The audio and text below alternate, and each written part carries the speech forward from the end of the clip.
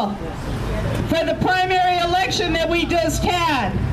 Yes. And we know numbers don't lie, and we know that it is a blue wave coming. Yes. We know that progressives are on their way to take our country back. Yes.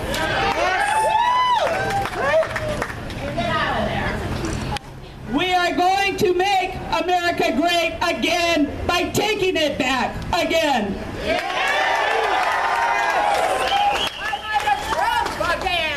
We are going to say it loud, say it clear. Refugees are welcome here.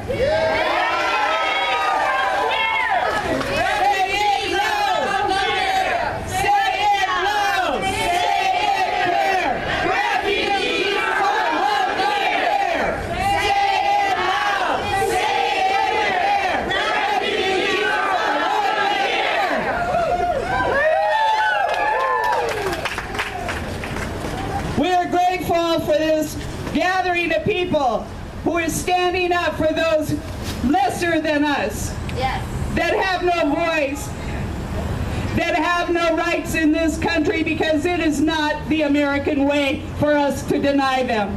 Yes.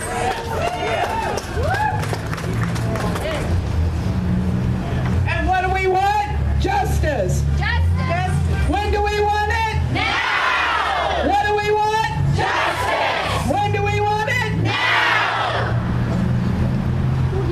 We cannot give in to racist fears.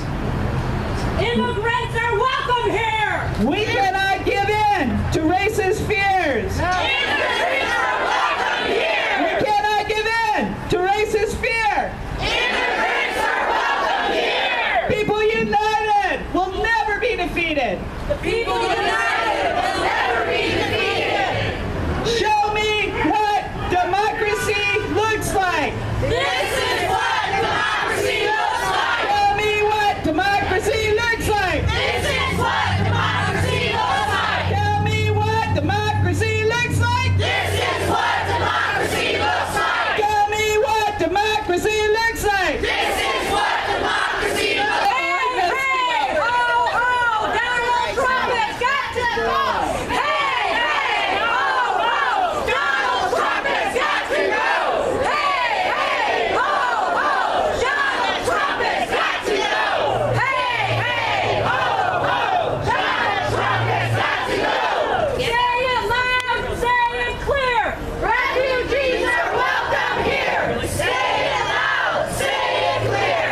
Refugees are welcome here! Say it loud, say it clear! Refugees are welcome here! Say it loud. Say it clear! Refugees are welcome here! What do we want? Justice. When do we want it? Now. What do we want? Justice. When do we want it?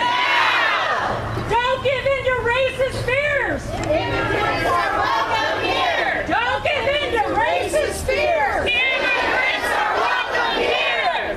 The people united cannot be divided! The people united cannot be divided! Show me what democracy looks like! This is what democracy looks like. Show me what democracy looks like! This is what democracy looks like. Show me what democracy looks like! This is what democracy looks like. Hey, hey, ho, ho! Donald Trump has got to go. Hey, hey, ho, ho. Donald Trump has got to go.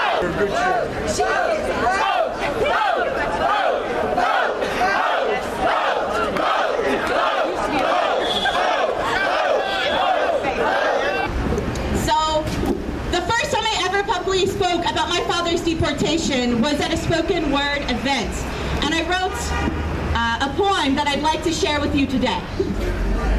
Funny, I had lived my whole life never noticing that my father had an accent.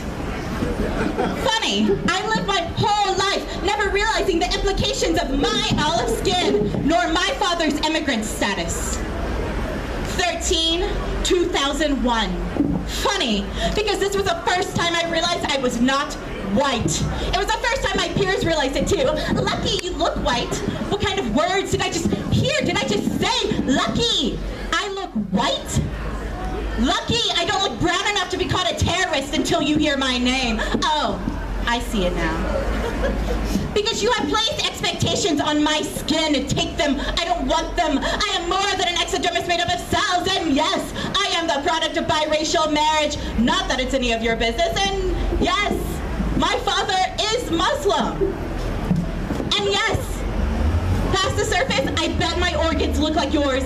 Maybe my liver is worse. And no, not all Arabs are Muslim, and not all Muslims are Arabs. So please do not ask me if I am Muslim because my last name is Muhammad. Does it even matter? After 2001, it did. After my father got deported, it did. After some man I had never heard of from some country I had never been to did something so grotesque that it changed the future of our world. But just because my skin is kind of olive does not mean I am him. Just because my father is from the Middle East does not mean he is him. Does not mean my family is him. Does not mean any of us have the same views. It does mean that my father was taken away from me by my government by the time I had barely hit puberty. It does mean that the FBI has always been able to legally wiretap my phone and show up at my house and detain me while entering my country. It does mean that at one point in time, people of all backgrounds could get away with calling me and my brothers and the Pakistani girl in my middle school sand diggers. You know what? Call us that. We will wear it like a badge. Just like my brother did when someone threw those words at us like it was a bomb. And my brother, all of 11 years old, stood up and said, yeah, I'm a sand digger. Got a problem with that? Thank you.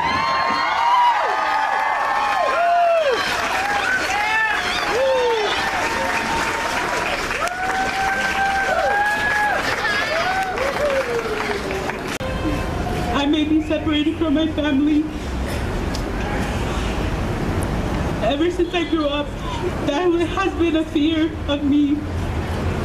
I didn't know my family was undocumented until I was about 5 years old. I was just a little girl, scared and afraid that I might lose my mom, I might lose my brother, I might lose my whole entire family. And I speak today because I'm not afraid anymore. My family gave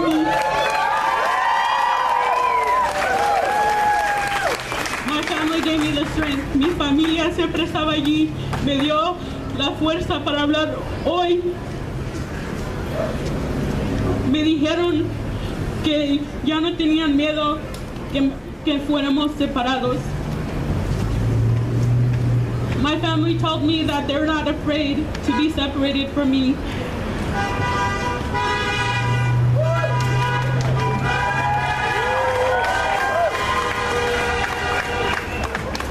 But I'm still afraid that trauma, that fear doesn't go away. I may be from out of state, and I may be here all by myself, but I have friends and adopted family who's here to support me.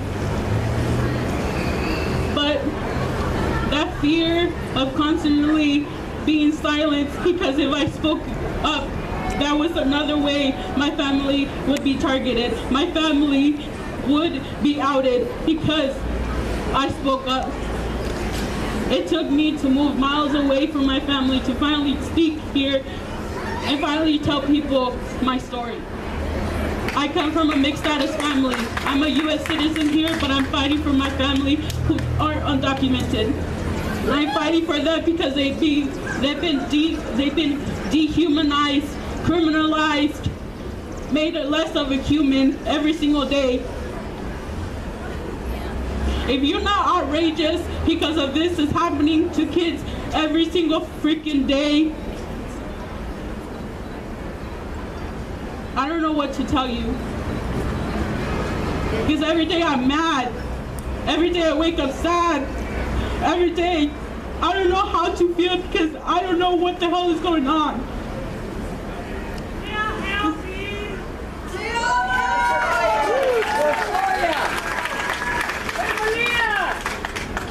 I grew up feeling that I had to be silenced, that I had to assimilate to this culture. I had to rip my language, my culture away from me just to feel this quote-unquote American.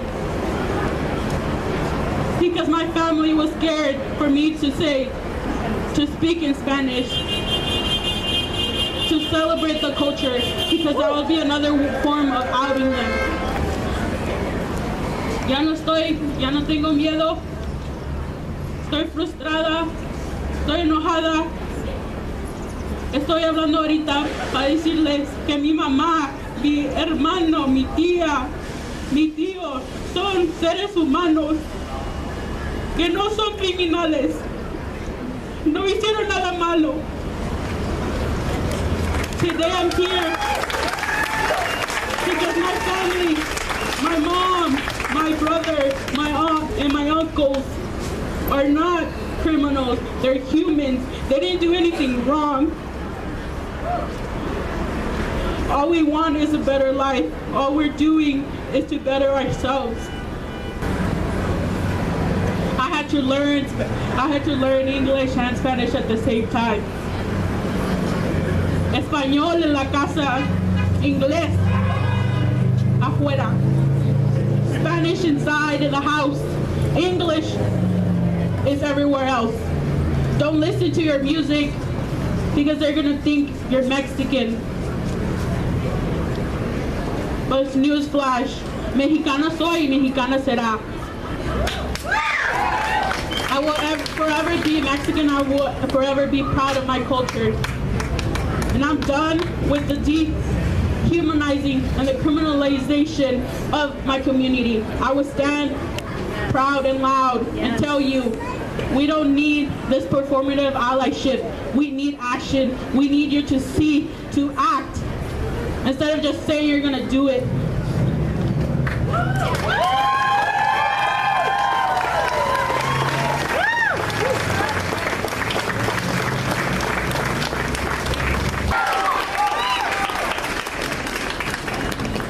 They tell me this is a land of immigrants, and I remind them of the truth.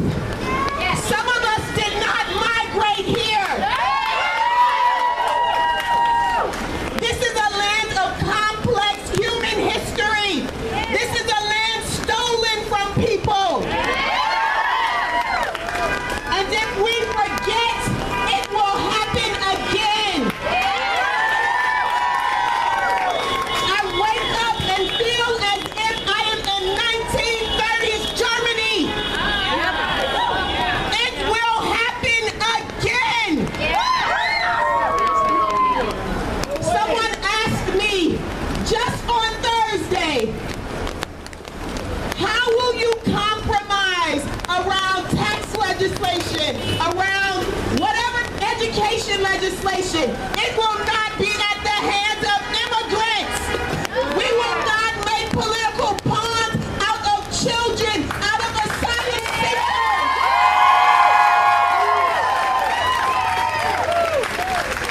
We have waited too long, and the blood is on our hands.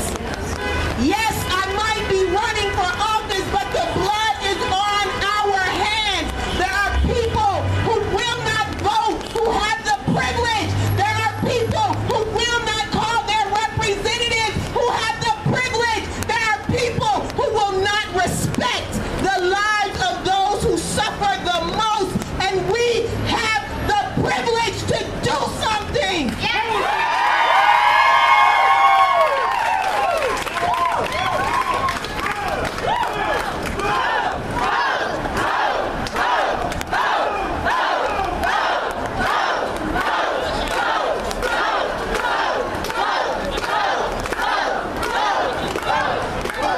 I say this not as a candidate, I say this as a pastor, because we are in a